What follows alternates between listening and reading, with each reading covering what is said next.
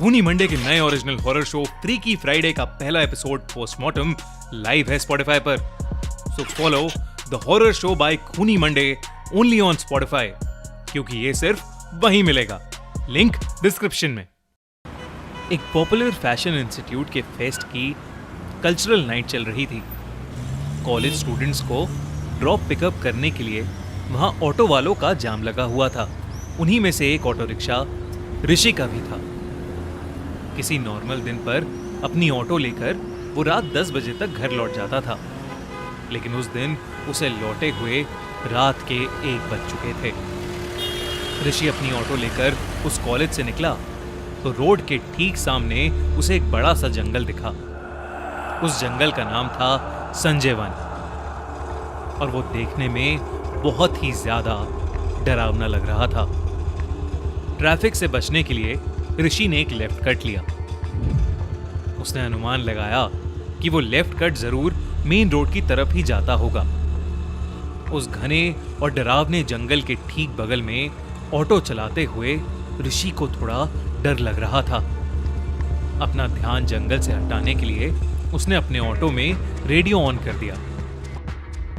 पहले तो रेडियो ठीक से चला, लेकिन कुछ ही पलों में उस रेडियो में अजीब सी डिस्टरबेंस आने लगी। फिर एकदम से किसी औरत के कुछ बोलने की आवाज आई तो ऋषि ने घबराकर वो रेडियो ऑफ ही कर दिया। घबराए हुए ऋषि की नजर बार बार उस घने और भयानक जंगल की तरफ जा रही थी। तेज हवा की वजह से जंगल के पेड़ जोर से हिल रहे थे। ऐसा लग रहा था कि शायद कोई तूफान आने वाला है। तभी अचानक से ऋषि को जंगल के अंदर से एक लाल रोशनी दिखाई दी। वो चमकती रोशनी बार बार उसे दिख रही थी।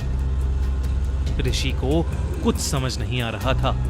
वो बस अपना ऑटो सीधा सीधा चलाए जा रहा था। तभी उसकी ऑटो के सामने एक ट्रैफिक पुलिस वाला पता नहीं कहां से आ गया और उसने ऋषि को ऑटो रोकने के लिए हाथ दिया। लेकिन ऋषि की ऑटो की स्पीड बहुत तेज थी और वो टाइम पर ऑटो नहीं रोक पाया। ऋषि का ऑटो उस ट्रैफिक पुलिस वाले के अंदर से आर पार हो गया। ऋषि ने ब्रेक मारकर जब फाइनली ऑटो रुकी तो वो डर के मारे कांप रहा था। उसे लगा कि उसके हाथों एक एक्सीडेंट हो गया है।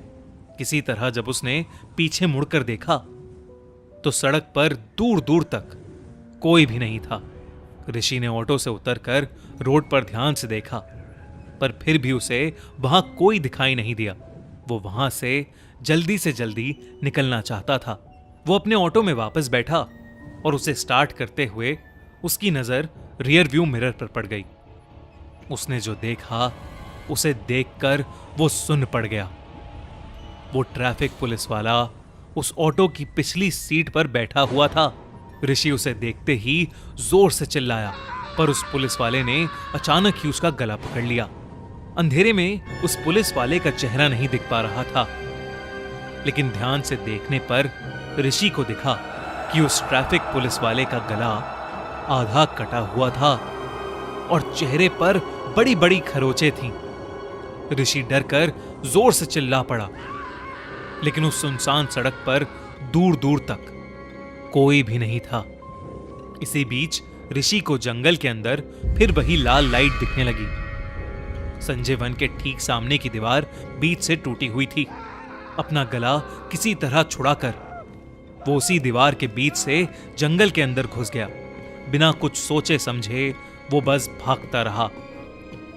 कुछ देर बाद जब वो रुका तो उसने देखा कि वो जंगल के बहुत अंदर आ चुका था। चारों तरफ बस घने पेड़ होने की वजह से उसे बाहर जाने का रास्ता भी नहीं दिख रहा था। तभी ऋषि को दूर से आती हुई एक आवाज सुनाई दी। वो आवाज किसी रेडियो की डिस्टरबेंस की तरह थी। ऋषि उसी आवाज की तरफ और आगे बढ़ा तो उसे अब उस डिस्टरबेंस के बीच में एक औरत की आवाज भी आ रही थी। ऋषि को अपने कानों पर यकीन नहीं हो रहा था, क्योंकि यह आवाज बिल्कुल उसके ऑटो के रेडियो जैसी ही थी। ऋषि उस आवाज के और नजदीक गया तो उसे वो लाल रोशनी दिखी।